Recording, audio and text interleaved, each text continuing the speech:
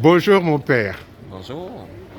J'ai écouté tout à l'heure votre homélie. J'en ai été édifié. Il y a 3 points essentiels que j'ai retenus. Premièrement, qu'est-ce que c'est qu'un homme? Deuxièmement, qu'est-ce que c'est qu'une femme? C'est-à-dire, qu'est-ce que l'un et l'autre souhaitent obtenir?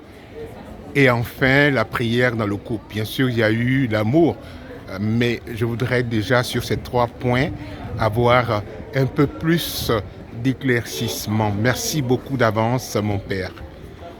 Oui, voilà. Je suis le père Jean-Jacques Dagritier. Je suis prêtre du diocèse de Yopougon. Et je suis vicaire à la paroisse Saint-Alphonse-Marie de Ligorie d'Elibou. Alors, concernant réellement le mariage que je viens d'assister et par rapport à votre question, l'homme et la femme ont été créés pour glorifier Dieu et pour être réellement une offrande à Dieu. Et Dieu a institué le mariage. Et le mariage est né de la volonté de Dieu. Et c'est réellement dans les principes et dans le respect des valeurs que Dieu lui-même a institué que le mariage pourra réellement être fondé dans l'amour et dans la grâce. Et quels sont ces principes de base? Alors, les principes de base, le premier principe de base, c'est d'abord l'amour. L'amour dans le mariage. Pourquoi l'amour? Parce que Dieu, en créant l'homme, Dieu a voulu que l'homme puisse aimer sa femme.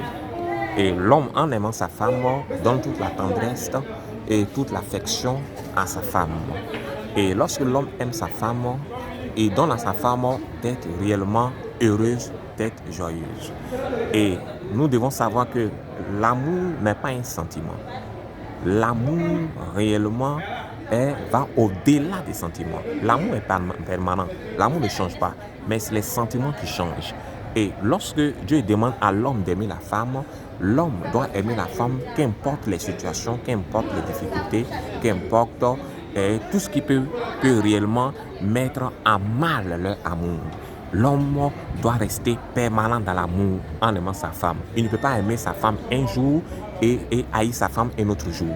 Donc l'amour qu'il a pour sa femme doit rester permanent. C'est pourquoi Dieu a dit à l'homme d'aimer sa femme.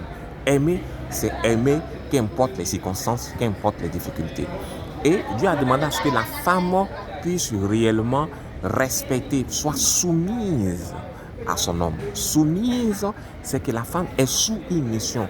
La femme doit réellement respecter son homme, doit donner réellement tout ce qui est comme valeur, tout ce qui est comme respect à son homme. Et c'est en respectant son homme que la femme s'établit dans la cohésion et dans la grâce.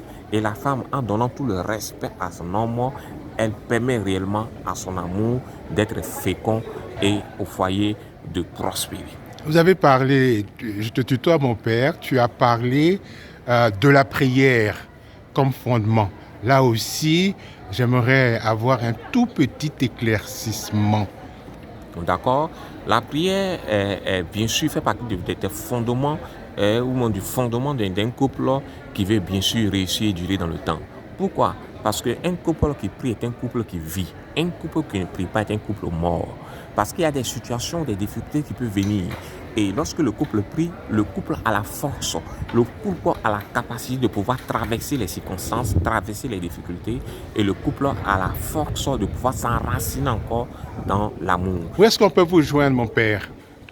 On peut me joindre bien sûr, sur ma paroisse où je suis vicaire, à la paroisse Saint-Alphonse-Marie de Ligorie d'Elibou. Merci beaucoup, mon père. Oui. Infiniment merci pour les conseils que vous venez, pas les conseils, mais vos prières pour les jeunes couples, Priscilla, je crois. Priscilla et Frégis. Et Fréjus. Merci beaucoup, Merci beaucoup. père. Merci beaucoup. Merci.